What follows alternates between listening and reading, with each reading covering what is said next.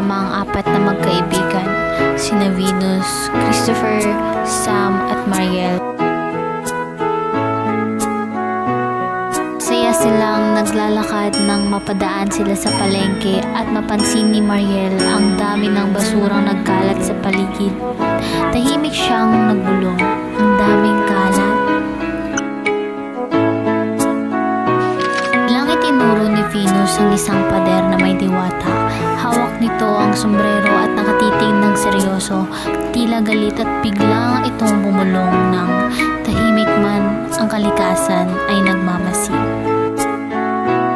Tama ba ang nakikita ko? Tanong ni Chris.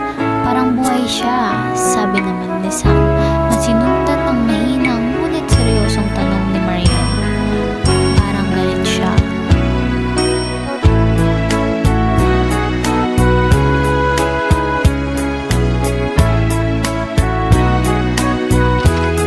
Tahimik si Venus bago mahina niyang sinabi, dahil nakakahiya.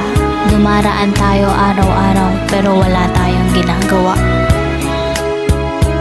Nagkatinginan ang magkakaibigan. Ayusin natin? Tanong ni Mariel. Game! Sabay-sabay naman nilang sagot.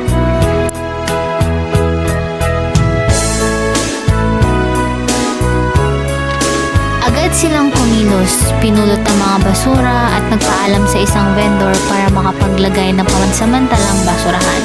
Napansin sila ng ibang tao, may mga ngumiti at may mga sumama.